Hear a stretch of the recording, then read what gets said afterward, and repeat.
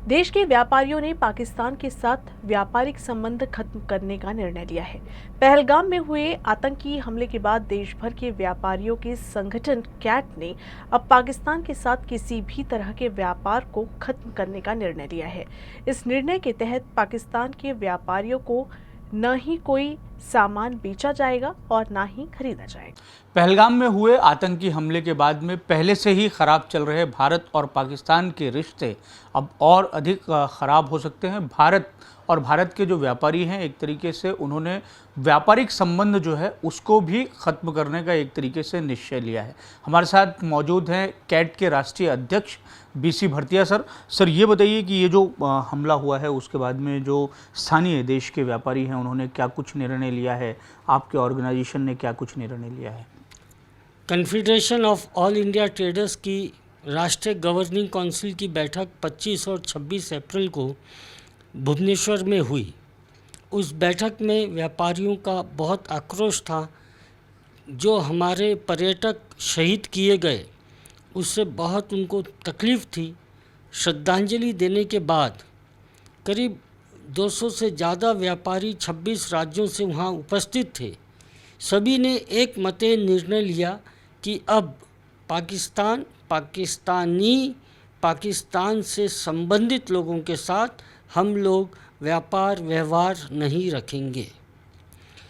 उसका एकमात्र कारण है कि हम व्यापारी, आदरणीय नरेंद्र मोदी जी ने कहा था कि सरहद की रक्षा तो हमारा सैनिक करता है, वो वहाँ का सरहद का सिपाही है, और व्यापारी अर्थव्यवस्था की रक्षा करते हैं, ये हमारे आर्थिक सिपाही हैं।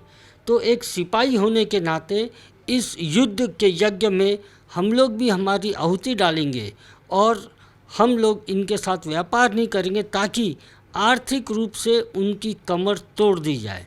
तो पाकिस्तान अब एकदम परेशान रहेगा, न व्यापार कर पाएगा, उनके पास पैसे रहेंगे तो भी वो कुछ खरीद नहीं पाएंगे।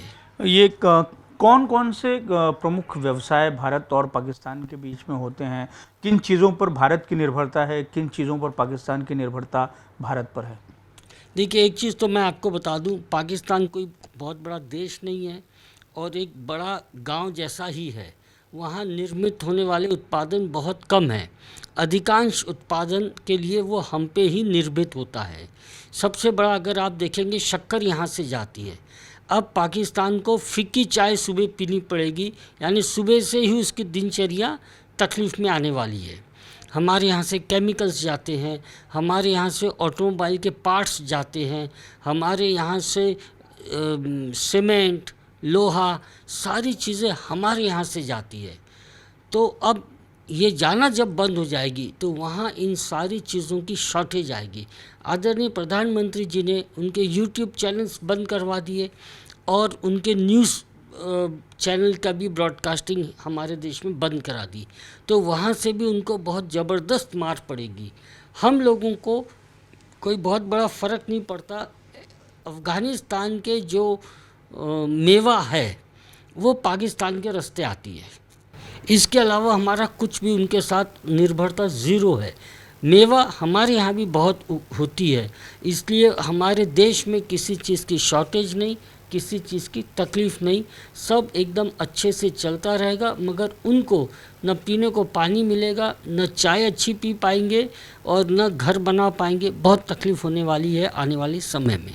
व्यापारियों का ये जो फैसला है, निर्णय है, इससे सरकार को अवगत कराया गया है और सरकार से भी कुछ व्यापारियों की या संगठनों की मांग होगी कि किस तरीके से व्यावसायिक और व्यापारिक रणनीति अब अख्तियार होनी चाहिए, ख़ासतौर से पाकिस्तान को लेकर। नहीं, देखिए, ऐसा है कि आतंकवाद से सबसे ज़्यादा अगर कोई परेशान होता है तो वो व्यापारी होते हैं। कहीं भी कुछ भी हो गया तो वहाँ का व्यापार समाप्त हो जाता है। तो हमारी प्रथम मांग यही है कि आतंकवाद पूरे विश्व से प्रथम समाप्त किया जाए और आतंकवाद की जननी पाकिस्तान है। तो अगर ज़रूरत पड़े तो पाकिस्तान को ध्वस्त किया जाए, मगर उसके साथ कोई भी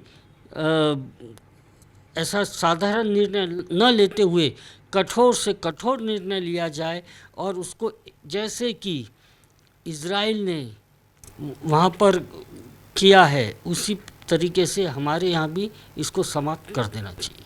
धन्यवाद सर हमसे बात करने के लिए। तो ये थे कैट के राष्ट्रीय अध्यक्ष बीसी भरतिया, जो हमें बता रहे थे कि जो स्थानीय देश के व्यापारी हैं उन्होंने पाकिस्तान के संबंध में क्या कुछ निर्णय लिया है, और बड़ा सख्त निर्णय लिया गया है कि अब किसी भी तरीके से व्यापारिक संबंध जो है वो पाकिस्तान के साथ में नहीं रखे जाएंगे, और व्यापारी, देश के जो व्यापारी हैं वो इसमें बढ़ चढ़कर हिस्सा लेंगे, ये उनका निर्णय है।